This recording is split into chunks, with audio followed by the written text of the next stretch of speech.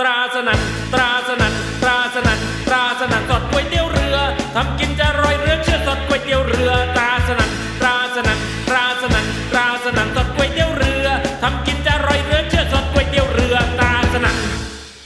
ตราสนั่นตราสนั่นตราสนั่นตราสนั่นสดก๋วยเตี๋ยวเรือทำกินจะอร่อยเรือเชื่อสดก๋วยเตี๋ยวเรือตราสนั่นตราสนั่นตราสนั่นตราสนั่นสดก๋วยเตี๋ยวเรือทำกินจะอร่อยเรือเชื่อสดก๋วยเตี๋ยวเรือตราสนั่น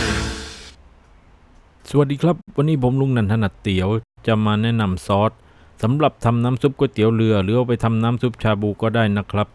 ขนาดทำกินที่บ้านซึ่งในซอสจะผสมยาจีนอยู่แล้วมาดูวิธีทำกันครับส่วนผสมก็จะมีซอสตราสนั่นขวดเล็กนะครับสำหรับทำน้ำซุปโครงไก่ครับก็เป็นเนื้อสัตว์ต่างๆนะครับตับลูกชิ้นผักบุ้งเส้นเล็กโหระพาผักชีใบเลื่อยกระเทียมเจียวนะครับต่อไปก็จะเป็นวิธีการทำน้ำซุปสำหรับทำกินที่บ้านนะครับก็ใช้น้ำขวดลิตรนะครับใช้2ลิตรนะครับใช้2ขวด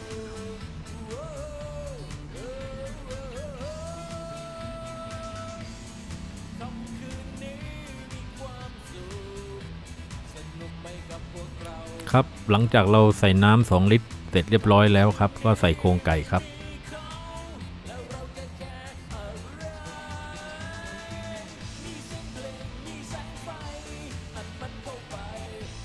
จากนั้นก็ใส่ซอสตราสนั่นขวดเล็กนะครับเขย่าขวดนะครับใส่ให้หมดขวดครับ1ขวดผสมน้ำ2ลิตรนะครับจากนั้นจุดแก๊สนะครับพอน้ำเดือดก็เบาแก๊สตุ๋นไว้สัก10นาทีนะครับหลังจากนั้นเราก็จะได้น้ำซุปที่หอมหวานอร่อยนะครับพร้อมสำหรับทำก๋วยเตี๋ยวครับวิธีการทำก๋วยเตี๋ยวนะครับพอน้ำเดือดนะครับน้ำสำหรับลวกเส้นนะครับอันนี้เราก็ใส่เส้นลงไปครับในคลิปจะเป็นเส้นเล็กนะครับ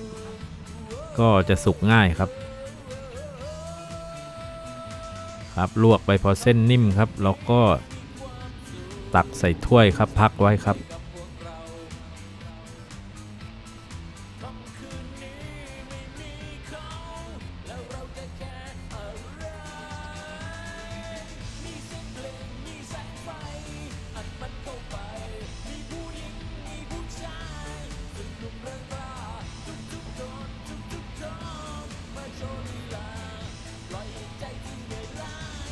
หลังจากนั้นเราก็ลวกผักบุ้งนะครับ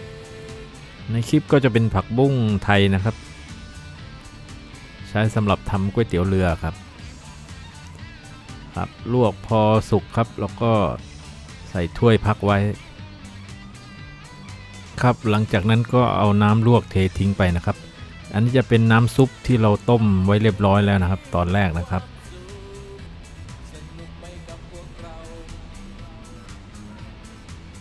มาลวกเนื้อต่อครับเนื้อสัตว์ต่างๆอะไรพวกนี้เราก็ลวกใน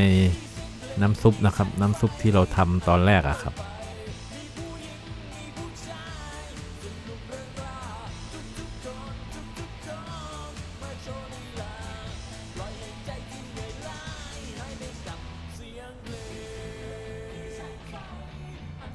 ลวก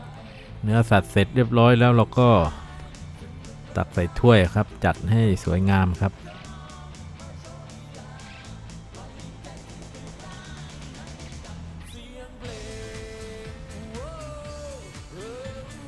น้ำซุปก็จะกลิ่นหอมยาจีนนะครับเมื่อเสร็จเรียบร้อยแล้วจากนี้เราก็ตักน้ำซุปครับใส่พอประมาณนะครับก็จะได้ก๋วยเตี๋ยวเรือทำกินที่บ้านแล้วครับง่ายนิดเดียวเห็นไหมครับทำไม่กี่ขั้นตอนเราก็ทำกินกันเองที่บ้าน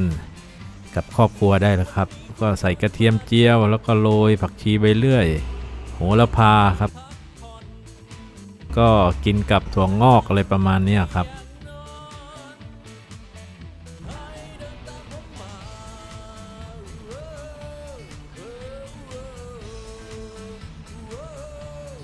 ครับสำหรับ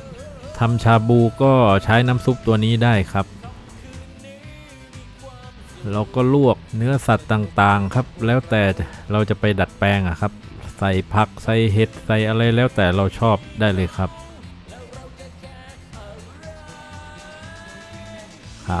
พอเสร็จแล้วเราก็จะกินกับน้ำจิ้มสุกี้ครับลองไปดัดแปลงกันดูครับขอบคุณครับสำหรับการรับชมช่องของลุงนันถนัดเตี๋ยวนะครับก็ถ้าถูกใจก็สนใจก็สั่งซื้อได้ครับเดี๋ยวท้ายคลิป